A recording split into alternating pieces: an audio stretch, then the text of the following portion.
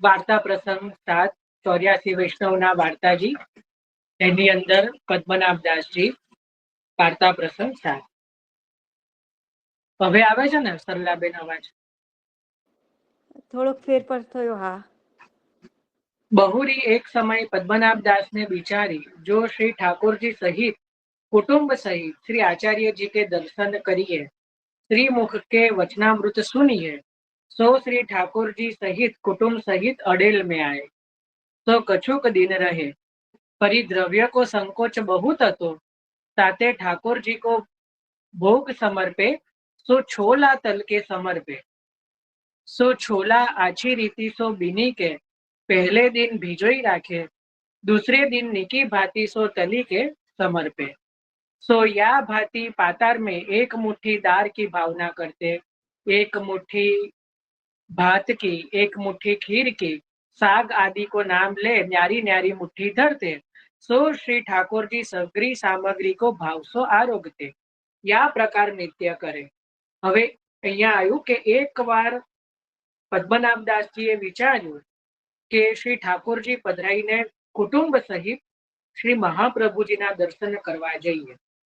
જો આપણે પણ ઘણાને એવું મન થતું હોય કે વ્રજમાં જઈએ, નાથદ્વારા જઈએ, તો સારી વસ્તુ છે, જવું જ જોઈએ।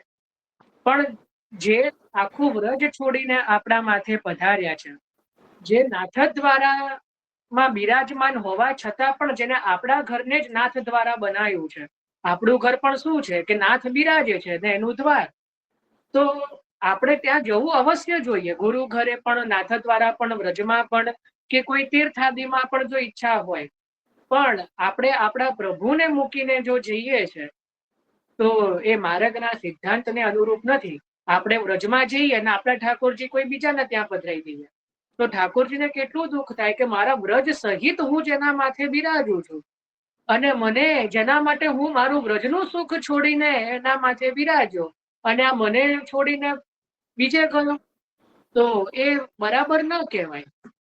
નાથ દ્વારા જઈએ, જરૂર જવું જોઈએ, શ્રીનાથજી પણ જરૂર જવું જોઈએ। તો જાપીજીની અંદર પણ સૂક્ષ્મક્રમ કરી શકીએ છીએ આપણે। અને હવે તો વિઠ્ઠલનાથજી ભવન જે છે, વિઠ્ઠલનાથજી મંદિરની બાજુમાં, ત્યાં તો ઠાકોરજી પધરાવાના પણ જે છે એ વ્યવસ્થા કરી છે। હું તો દર ફેરી ત્યાં જ ઉતરું છું, તો ત્યાં રૂમની અંદર જ એ લોકો મંદિર આદિ બધું પ્રોવાઈડ કરે છે।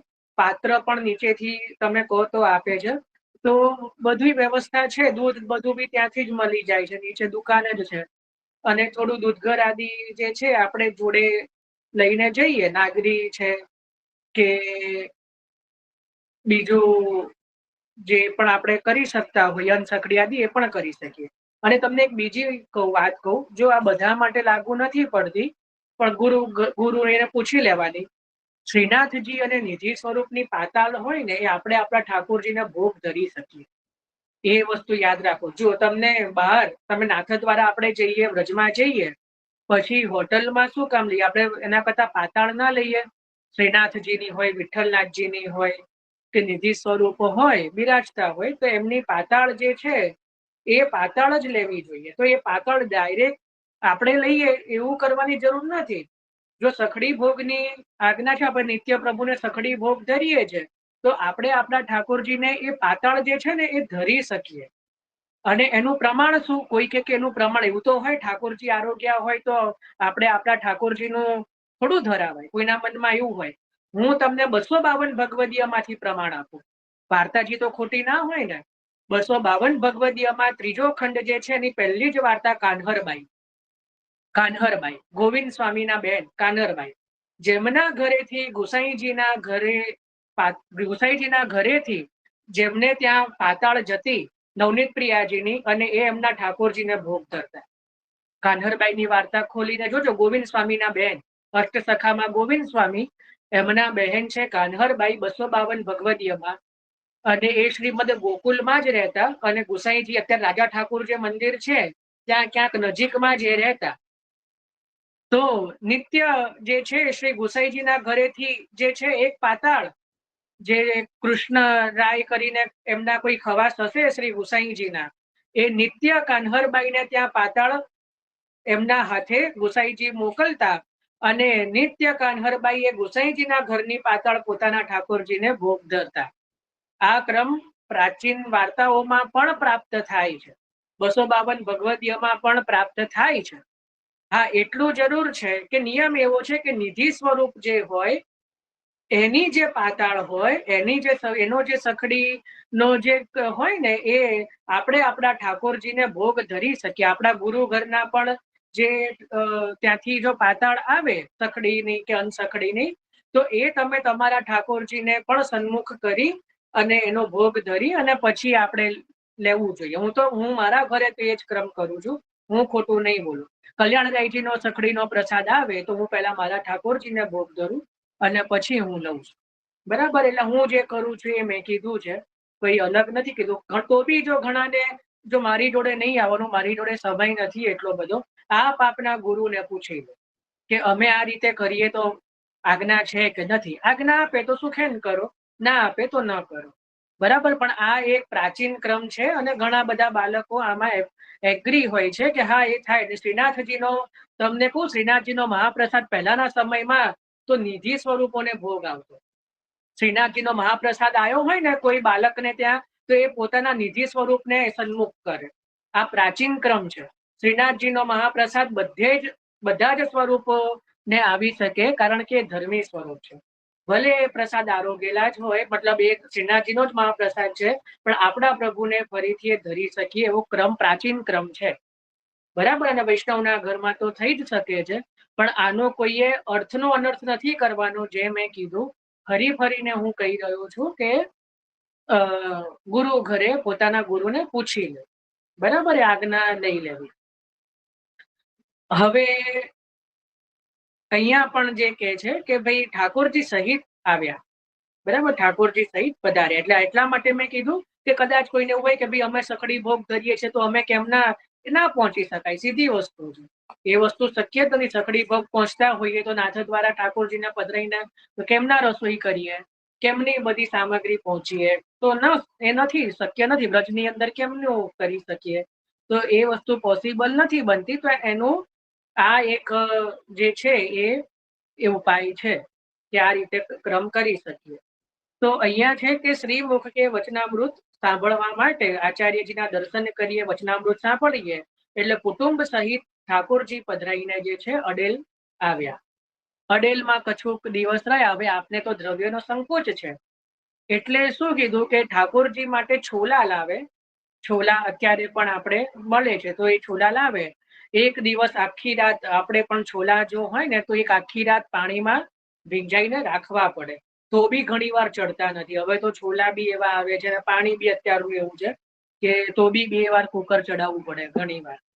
બરાબર ને? તો કે છે કે છોલા સારી રીતે ભીંજાઈને રાખે અને પછી બીજા દિવસે જે છે એને તેલમાં એના તલી અને એનો કંઈક વઘાર આદિ કરી એક એક મુઠ્ઠી થોડા થોડા છોલા, કે પ્રભુ આ દાલ છે, પ્રભુ આ ભાત છે, પ્રભુ આ શાક એટલે ટોકરી છે, પ્રભુ આ રોટી છે, પ્રભુ આ ખીર છે, પ્રભુ આ કોઈ મીઠાઈ છે, પકવાન છે.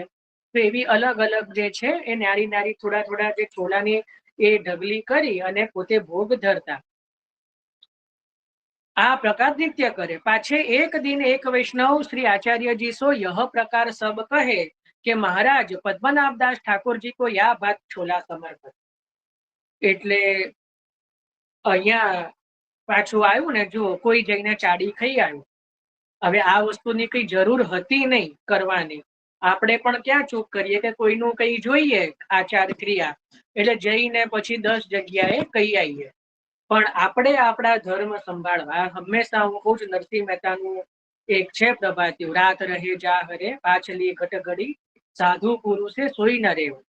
બરાબર? એની અંદર આવે છે કે આપણે આપણા ધર્મ સંભાળવા, કોઈ શું કરે છે જોવા જવાની જરૂર નથી. આપણે આપણું જોવું.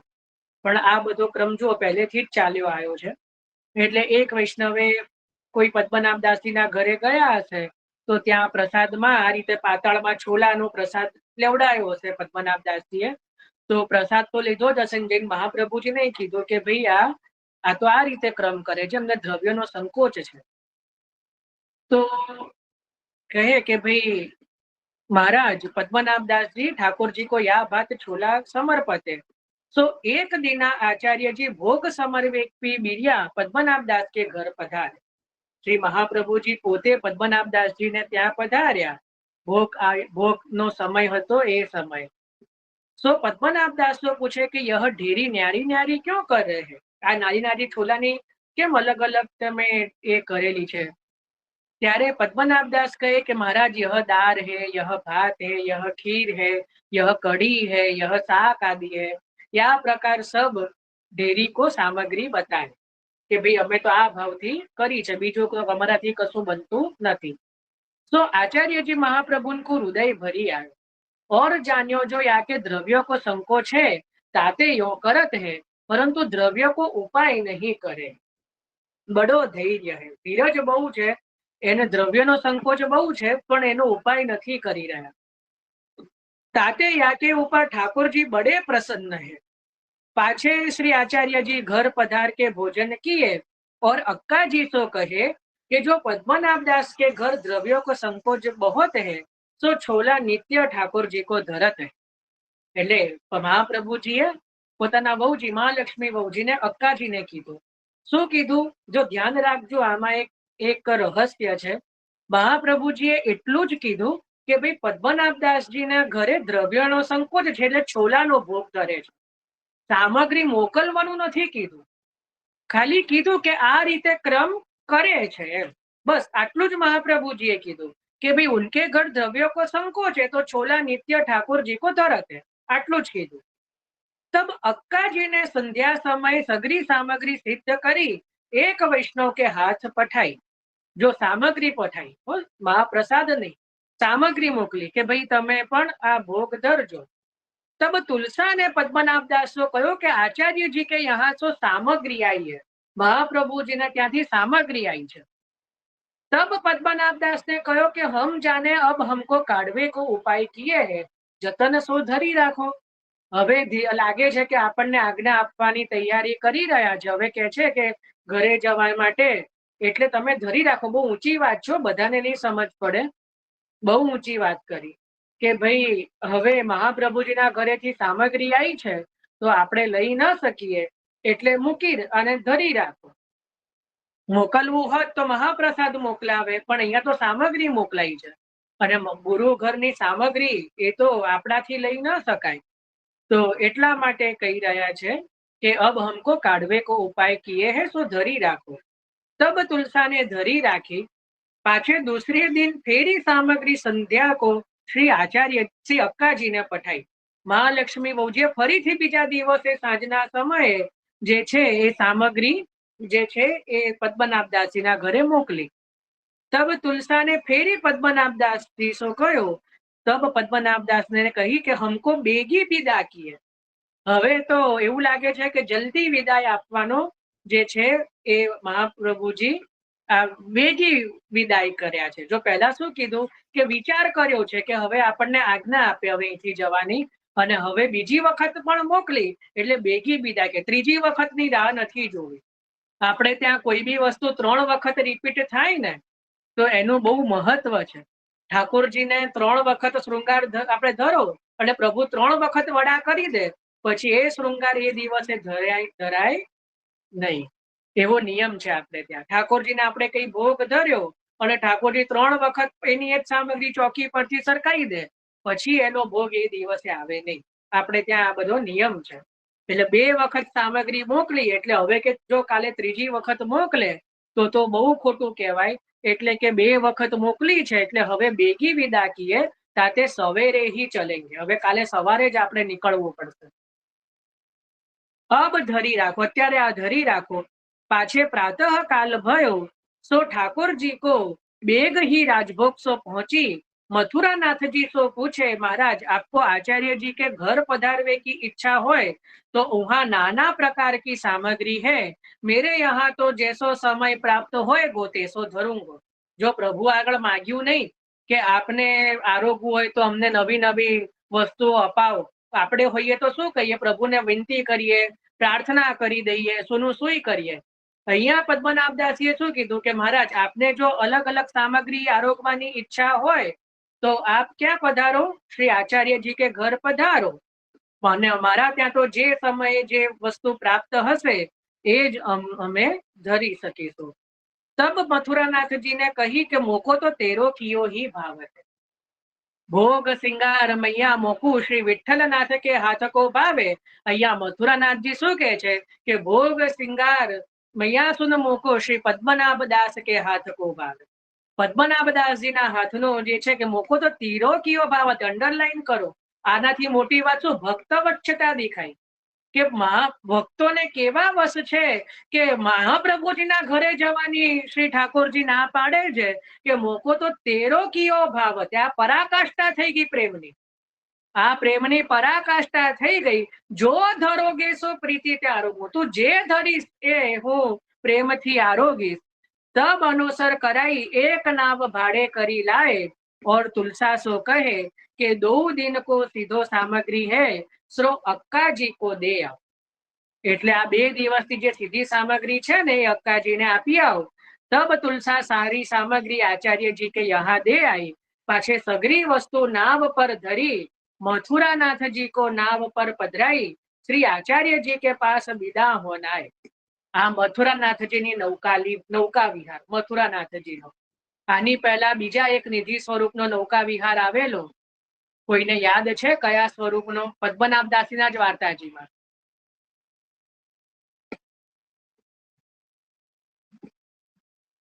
વર્ષાબેન? દ્વારકાધીશજી. મેં એટલે જ કીધું કે આ પદ્મનાભદાસીના જ વાર્તાજીમાં નૌકા વિહાર આવ્યો. પદ્મનાભદાસજીના વાર્તાજીમાં દ્વારકાધીશ પ્રભુનું વર્ણન છે કે સંભરવાલાજીના વાર્તાજીમાં છે. મીનાબેન? જય શ્રી કૃષ્ણભાઈ. આ પદ્મનાભદાસજીની વાર્તાજીમાં જ મહાપ્રભુજી આજ્ઞા કરી ને કે અક્કાજીને અત્યારે પધરાયેલા આવો ફાગણ વદ નોમના દિવસે તે દિવસની વાત હોય શકે. આપણે ચિંતન કરેલું. હા. કયું સ્વરૂપ થયું એ? નિધિ સ્વરૂપમાં કઈ સ્વરૂપની લીલા? હા, હેમ મથુરાનાથજી, શ્રી વિઠ્ઠલનાથજી. શ્રી વિઠ્ઠલનાથજી. હા, શ્રી વિઠ્ઠલનાથજી. હા, બરાબર છે. જે શ્રી વિઠ્ઠલનાથજી જે છે, વિઠ્ઠલનાથજી જે હલેસા મારે તો એમનું પણ 2 હસ્ત કટી પર આવે. વિઠ્ઠલનાથજીના સ્વરૂપની ભાવના છે. તો જે સંભરવાલાજીના વાર્તાજીમાં દ્વારકાધીશ પ્રભુનો નૌકા વિહાર આવ્યો, એના પછી વિઠ્ઠલનાથજીનો આવ્યો ને હવે આ મથુરાનાથજી નૌકામાં બિરાજ્યા છે. 3 સ્વરૂપનો નૌકા. હજી એક સ્વરૂપનો આવશે આગળ, જયારે વાર્તાજી લઈશું ને તો આવશે હજી. તો કીધું કે भाई मथुरानाथ को नाव पर पधराई, श्री आचार्य जी के पास विदा होना आए और दंडवत કરી વિનંતી કરી કે મહારાજ આજ્ઞા હોય તો ઘર જાય. હવે આજ્ઞા હોય તો ઘરે જઈએ. तब आचार्य जी पूछे कि ठाकुर जी कहाँ है, ठाकुर जी क्या है? तब पद्मनाभ दास ने कही कि महाराज नाव पर पधारे हैं, नाव पर पधार्या है. तब आचार्य जी विदा किए और मन में विचारे जो औचका पद्मनाभ दास क्यों गए, अचानक पद्मनाभ दास केम गया? तब अक्काजी ने कही कि 2 दिन सीधो पठायो सो फेरी दे गए. तब आचार्य जी ने कहो कि जो सीधो पठवायो ने ताते गयो, नहीं तो न जातो. आ आपे सीधू मोकलाયું એટલે પદ્મનાભ દાસ પધાર્યા, ગયા, નીતર એ ન જાત. ऐसे श्री आचार्य जी ने श्री मुखते कहो, पाछे पद्मनाभ दास घर जाय के सेवा करन लागे. भाव प्रकाश. या वार्ता में यह जताए कि जो गुरु द्रव्य श्री ठाकुर जी के द्रव्य ते हूँ भारी है. गुरु नु जो द्रव्य छे, कारण के सामग्री पठाई, महाप्रसाद मोकलता तो वस्तु अलग है. सामग्री जे छे गुरु घरनी ए आपणाथी लई शकाय नहीं. એટલા માટે જે છે કે ગુરુ ઘર કો જે ઠાકોરજી કો દ્રવ્ય તેવું ભારી है. આના પરથી મને એક પ્રાચીન પ્રસંગ યાદ આવે છે. એક વખત એક બાળકને ત્યાં એક બહુ વૃદ્ધ બાઈ, એટલે આવી રીતે સેવા કરતા વૃદ્ધ થયા હોય, શાક ઘર ફૂલ ઘર બધી સેવા કરે. એક બાળકના વચનામૃતમાં આવે છે આ વસ્તુ, પ્રાચીન પ્રસંગ છે. તો નિત્ય શાક ઘર ફૂલ ઘર પેલું મેવા ઘર બધું કરે. હવે આપણે ત્યાં છે ને કે અમુક વસ્તુ અમુક રીતે પેલા અમુક છાલ હોય, આપણે ત્યાં દરેક વસ્તુની છાલ નીકાળી દેવાની સામગ્રીમાં. તો એ વૈષ્ણવ બાઈ શું કરે કે ભાઈ જે હવે ગુરુ ઘરે બધી સેવા કરે, શાક શાક સિદ્ધ કરતા હોય, મેવો સિદ્ધ કરતા હોય. ધારો કે આપણે ત્યાં કેરી હોય, બરાબર, તો કેરીની બી છાલ જે હોય ને એને બરાબર ધોઈને સૂકવી દો અને પછી એને ઘીમાં તળો ને, તો એને એ પણ સામગ્રી પ્રભુ અંગીકાર કરે છે. બરાબર. તો એવી રીતે ઘણી બધી છાલ ને બધું જે હોય, પછી અમુક વસ્તુઓ જે હોય એનું તો તમે સૂકવીને પાવડર બનાવી અને પેલું ગાલ ઉપર બી લગાવી શકાય, કે પછી જે છે એનો યુઝ થઈ શકે, અમુક ઔષધિના રૂપે પણ થઈ શકે. એટલે આ માજી શું કરે કે ગુરુ ઘરના જે પણ શાક હોય, મેવા હોય, એની જે છાલ ઉતરી જાય બધા, તો એ લઈને એ પોતાના પેલા પોટલીમાં, પોતાના સાડીના છેડામાં એ લઈને પોતાના ઘરે જાય. હવે 1-2 વાર આવું થયું હશે, તો ત્રીજી વખત બી જયારે આવું કરવા ગયા એટલે અચાનક પેલા જે બાલક એ જે બિરાજતા હશે એમને પૂછ્યું કે માજી કહા લેકે જાત હો, શું લઈને જઈ રહ્યા છો તમારી પોટલીમાં? તો માજીએ કીધું કે મહારાજ કઈ નથી, આજે બધી શાક ઘરની સેવા કરી, ભંડારની સેવા કરી, તો જે બધો કચરો હોય આપણા ત્યાંનો, કે જે પેલી છાલ હોય, મેવાની હોય કે શાકની હોય, જો આ તો બધી એ છે, બધું એ છે. તો કે દિખાઓ, હમકો દિખાઓ. તો જ્યાં પોટલી ખોલી તો ત્યાં સોના ચાંદી અસરફીઓ એવું દેખાયું. તો કે તુમ તો હમારે ઘર કો ધન લેકે જાત હો. તો પેલી બાઈ કે નહીં મહારાજ, હું તો બધી છાલ લઈને જતી હતી. રોવા લાગ્યા. तो कि रोवो मत, हमारे घर की जो छाल है ना वो केवल गौग्रास में ही जाए, तुम्हारे काम में नहीं आवे, क्योंकि आ गुरु द्रव्य થાય. એટલે કે અપરાધ મતી કરો અને કે આ જે પણ રોજની છાલ છે એને તમે ગૌગ્રાસમાં પધરાવો, તમે તમારા ઘરે લઈ જઈને ના લઈ જઈ શકો. આવો એક પ્રસંગ છે પ્રાચીન, કદાચ કોઈએ વાંચ્યો બી હશે. એટલે ગુરુ ઘરની જે કહેવાય ને કે ભાઈ જે આવી રીતે છાલ હોય છે ફેંકી જ દેવાનું છે, એ પણ આપણે આપણા ઘરે લાવી ના, ગુરુ આજ્ઞા વગર. ગુરુ સામેથી આપે કે ભાઈ લો આમ એવો પ્રસાદ આપે કે ભાઈ આ પ્રસાદ છે લઈ જાઓ, ઠાકોરજીનો કોઈ પ્રસાદ હોય કે ભાઈ આ એ લાવી શકીએ આપણે, પણ પૂછ્યા વગર આ રીતે જો શાક ઘરની, ભંડાર ઘરની કે કોઈ પણ સેવા કરતા હોઈએ તો એનો ભલે ફેંકી જ દેવાનું છે, તો પણ એને આપણા ઘરે ન લાવી શકીએ. સમજ પડી ને? એનો ઉપયોગ આપણે ન કરી શકીએ. જે મંદિરનો ગૌગ્રાસ જ્યાં જતો હોય ત્યાં જ એને પધરાવાનું હોય. ખ્યાલ? આટલી બધી આપણા માર્ગની જે છે એ નિયમ છે આ બધા. એટલે એવું નહીં કે હું તો આટલા વર્ષોથી સેવા કરું છું, મને હવે કોણ રોકનાર ટોકનાર છે, કોણ કહેનારું છે. ઘણા એવું થઈ જાય કારણ કે પોતાનું પેલું વર્ચસ્વ આવી જાય. ઘણા જે નિત્ય જતા હોય પછી કોઈ નવું આવ્યું હોય એને ધમકાઈ નાખે, આ રીતે નહીં કરવાનું, આમ નહીં કરવાનું, આમ જ રીત છે, મને નહીં શીખવાડવાનું, તો 50 વર્ષથી કરું છું. બરાબર ને? તો એટલે ઘણાને એવું હોય, વર્ષોથી કરતા હોય એટલે શું હોય કે થોડુંક પેલું પોતાનું એ આવી જાય. પણ આ બધું ધ્યાનમાં રાખવાનું હોય છે. 2 વસ્તુ કે જો કોઈ, જો હું તમને બહુ મજાની વાત કહું, 4 સ્વામિનીજીઓ છે. આજે તમને સ્વામિનીજીને જોવાનો એક નવો નજરિયો આપું. જો એક હોય કુમારિકાજી, જેને સમજ પડે છે એને એ સાંભળજો, નથી સમજ પડતી તો ખાલી સાંભળી લેજો, બહુ વિચારવાની, આના ઉપર પ્રશ્ન ન આવવો જોઈએ. એક હોય કુમારિકાજી, એક હોય શ્રુતિરૂપા, બરાબર ને, જે પરણેલા. ત્રીજા હોય શ્રી સ્વામિનીજી અને ચોથા શ્રી યમુનાજી. બરાબર? આ છે ને આપણા વૈષ્ણવની 4 અવસ્થા છે. આપણા વૈષ્ણવની 4 અવસ્થા જો તમને સમજાવું. જો કુમારિકા એટલે કે જેને બહુ એટલું નાની ઉંમરના છે, જ્ઞાન નથી, નવા છે, જે હજી નવા છે, જે ઠાકોરજીની સેવામાં જે છે એ નવા છે. બરાબર? એને શીખવવું પડે. સ્વામિનીજી પણ ત્યાં નંદાલયમાં સહચરીજીનું રૂપ ધારણ કરીને કુમારિકાઓની વચ્ચે પધાર્યા અને સેવા શીખવી. કારણ કે એ તો શું કરતા, વ્રતચર્યા કરતા, પછી તપ કરતા, વ્રત કરતા, એમને ખબર નહીં કે પ્રભુની સેવા કઈ રીતે કરી શકાય. તો સ્વામિનીજીએ એમને સેવાનો પ્રકાર શીખવવા માટે સહચરીજીનું રૂપ ધારણ કર્યું અને નંદાલયમાં 16,000 અગ્નિકુમારિકાઓના મુખિયા બન્યા. બરાબર? એટલે એમનું સ્વરૂપ થયું રાધા સહચરીજી, તૃતીય સ્વામિનીજી. બરાબર? તો એ કુમારિકા એટલે શું કે જે હજી અબૂધ છે, નવા છે, કે હજી જેને બહુ ખબર નથી સેવા કેવી, સેવા કરવી છે, બરાબર, કરવી છે પણ નોલેજ નથી. બરાબર? તો એ પહેલો થયો કુમારિકા. પછી બીજા થયા કે શ્રુતિરૂપા, એટલે હવે થોડી થોડી સેવાની ખબર પડી ગઈ છે. ઘરના લોકોથી થોડા આપણે ડરીએ છે અને સેવાનો ક્રમ વધ્યો છે, આપણે થોડી સમજ પડી છે, મધ્યા છે, જે કહેવાય ને કે હવે થોડી થોડી સમજ પડી ગઈ છે. ત્રીજો પ્રકાર છે કે જે સ્વામીનીજી, હવે ફૂલ આપણામાં જે કહેવાય કે આપણને ફૂલ કોન્ફિડન્સ છે, હવે આપણને બધી જ ખબર છે, હવે આમ જ થવું જોઈએ, આમ જ આવે, ઠાકોરજીને આમ જ થાય, બરાબર. એ છે શ્રી સ્વામીનીજી. હવે વર્ચસ્વ આવી ગયું છે. અને ચોથા શ્રી યમુનાજી, કે હવે મેં તો આખી જિંદગી કર્યું, હવે તું કર, લાય તને શીખવાડું, હવે તું આ રીતે આગળ વધ, આપણો હાથ પકડીને આગળ કર. આ ચોથો પ્રકાર નિર્ગુણ. આ ચાર વૈષ્ણવની જે છે અવસ્થા છે.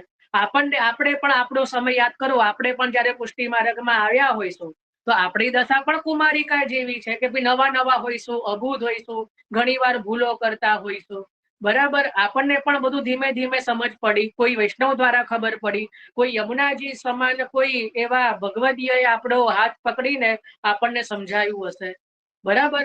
પછી આપણે થોડા સમજતા થયા, પછી આપણને કોઈ એવા શ્રુતિ રૂપા, એટલે હવે ઘરના એનાથી થોડું આપણે બચી બચીને સેવા કરીએ છીએ, બરાબર. કે ભાઈ ઘરના કોઈ જાણે નહીં, કે કોઈ આપણને વડે નહીં, ઘરનું પણ સંભાળવાનું અને બહારની પણ સેવા કરવાની. પછી આપણે સેવા કરતા કરતા કરતા ઘણા વર્ષો થાય, આપણામાં પણ હવે આપણને ખબર પડી ગઈ કે ના, આ સામગ્રી આમ જ સિદ્ધ થાય, આનું તો આમ જ થાય, આ ફૂલગન, આની માલા, આપણે ત્યાં માલાજી આ રીતે જ સિદ્ધ થાય. બહારના લાવીને ગુલાબના માળાજી લાયા હોય એ ન ધરાવાય, આપણે ત્યાં માલાજી બનાવવાનો આ જ ક્રમ છે. જે ચંપાના માલાજી આ જ રીતે એનો થાગ બને, બરાબર ને. બહારના તૈયાર માલાજીઓ લઈને ઠાકોરજીને ન ધરાવાય.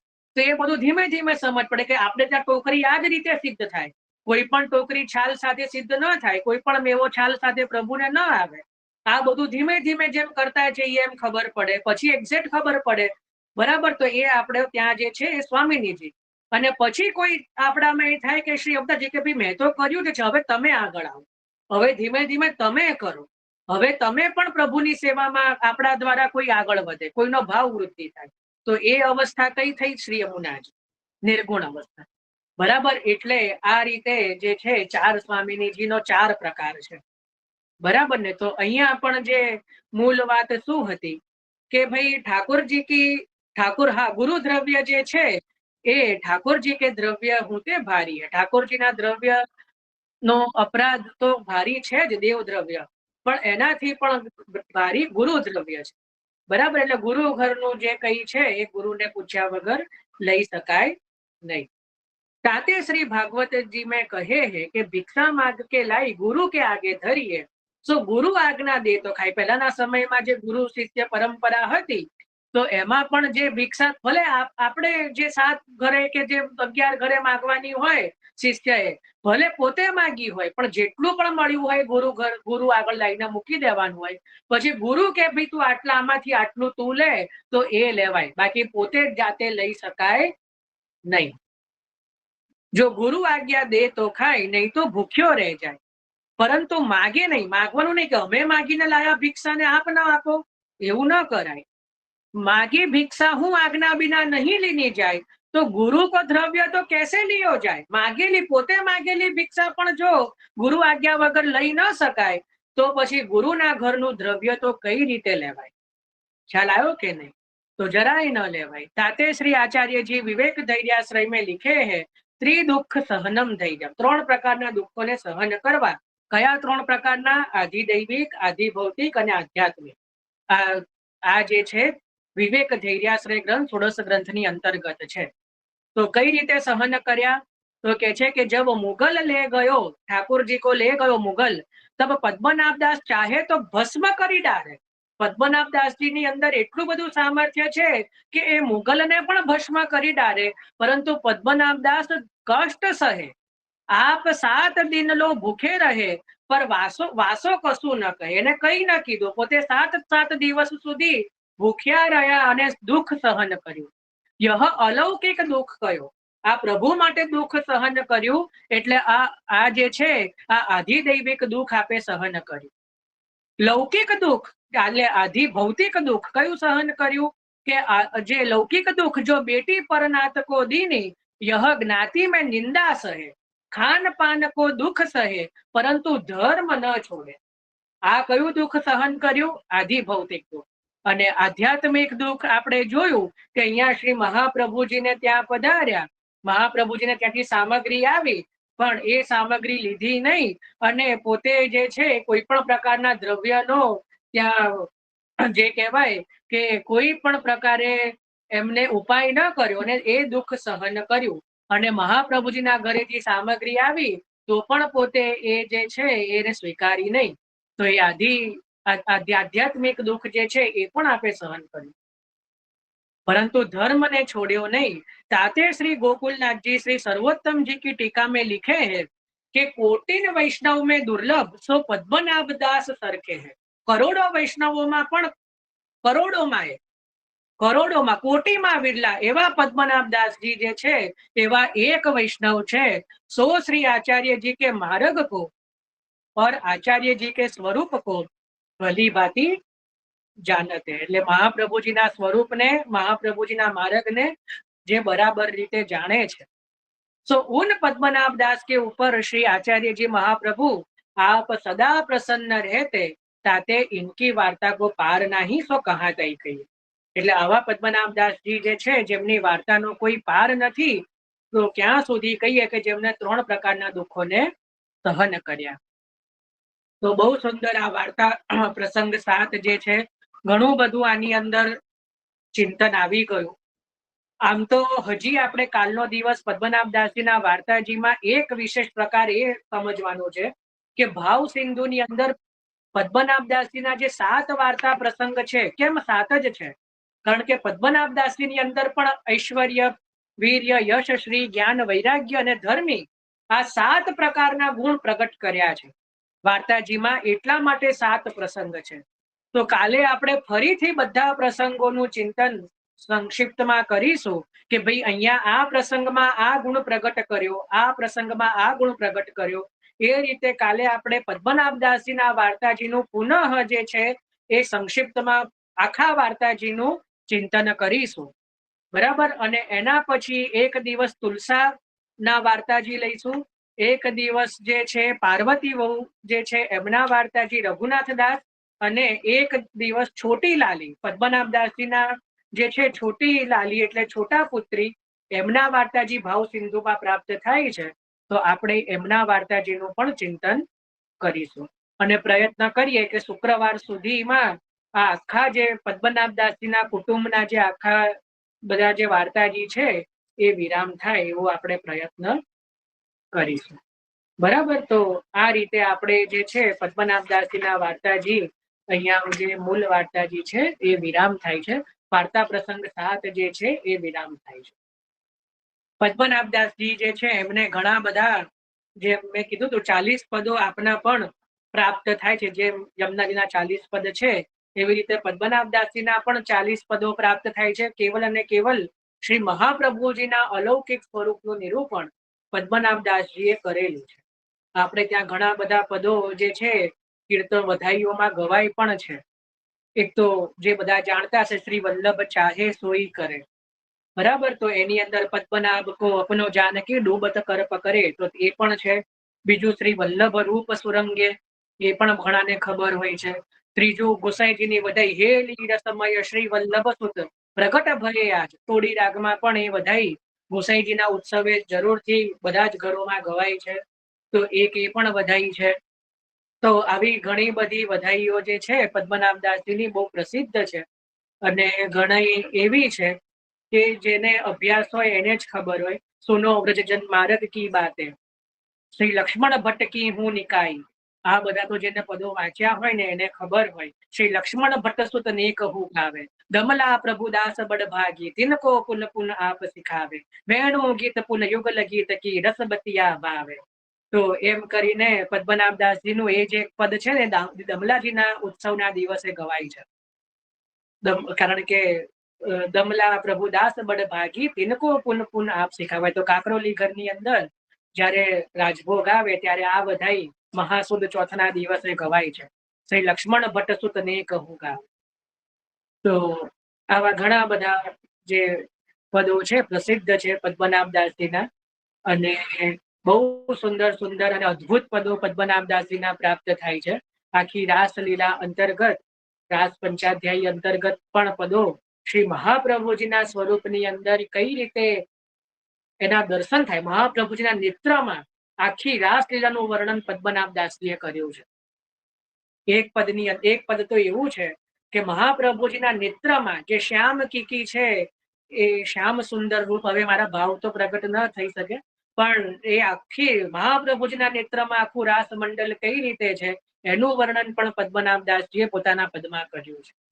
પછી જે રાસ પંચાધ્યાયીમાં શ્રી ગોપીજનો ને પણ જે પ્રભુની પ્રાપ્તિ મહારાસમાં શ્રી મહાપ્રભુજી દ્વારા કઈ રીતે થઈ એનું પણ વર્ણન શ્રી પદ્મનાભ દાસજીએ બહુ અદ્ભુત ભાવ પ્રગટ કર્યો છે. તો આવા ઘણા બધા પોતાના જે પદો છે પદ્મનાભ દાસજીના, એની અંદર બહુ અદ્ભુત વર્ણન કર્યું છે. પણ એ બધા પદો એટલા બધા અર્થ ગંભીર અને ભાવ પ્રાચુર્ય છે કે એમને વાંચીએ ને તો નહીં સમજ પડે. ઇવન અર્થથી પણ ઘણા બધા સમજ નહીં પડે. એનું તો આખું ચિંતન જ અલગ છે. અને એ ચિંતન તો જે કરી શકે એ જ કરી શકે, બધાના વશની વાત નથી. બહુ જબરજસ્ત અદ્ભુત પદો પદ્મનાભ દાસજીએ લખ્યા છે. તો એ પદોની પણ પીડીએફ ઓલરેડી મેં શેર કરેલી છે. તો જો અર્થ નથી એમાં કેવલ પદો છે. ક્યારેક ખોલીને જોજો તો ખબર પડશે કે કેવા પદો પદ્મનાભ દાસજીએ આપે લખ્યા છે. એક રક્ષાબંધનનું પદ છે, આજ માઈ રાખી બાંધત કુંજન મેદો. તો એની અંદર પણ પદ્મનાભ દાસ રહસી માગત સો. તો બહુ સુંદર સુંદર પદો. પછી એક ઢાઢીનું પણ પદ ઢાઢન નાચે રંગ ભરી, છેલ્લું પદ છે, ઢાઢન નાચે રંગ ભરી. તો આવા ઘણા બધા પદો પદ્મનાભ દાસજીના જે છે એ પ્રસિદ્ધ છે અને બહુ અદ્ભુત પદો છે. યથા નેહમ તથા વેહમ કરીને પણ એક છે. પછી એક છે માર્ગ યહ મુરલી કાયે. એમાં એવું કીધું છે કે પુષ્ટિ માર્ગ જે છે મુરલીનો માર્ગ છે. જેને ઠાકોરજીના જેટલું વેણુનાદ લીલામાં શ્રવણ કર્યું છે એના પર ભૂતલ ઉપર એટલી જ કૃપા થાય છે. એ એટલું જ પ્રભુમાં ખૂંપેલું રહે કે જેને લીલામાં જેટલું પ્રભુના વેણુનાદનું શ્રવણ કરેલું છે. એવો પણ ભાવ પદ્મનાભ દાસજીએ પ્રગટ કર્યો છે. પછી એક મધુરાષ્ટકમના ભાવરૂપ મધુર વ્રજદે સવસ મધુર કીનો, એ પણ પદ્મનાભ દાસજીનું છે. બહુ અદ્ભુત પદ છે. તો આવા ઘણા બધા પદો પદ્મનાભ દાસજીના જે છે એ પ્રાપ્ત થાય છે અને બહુ અદ્ભુત પદો છે.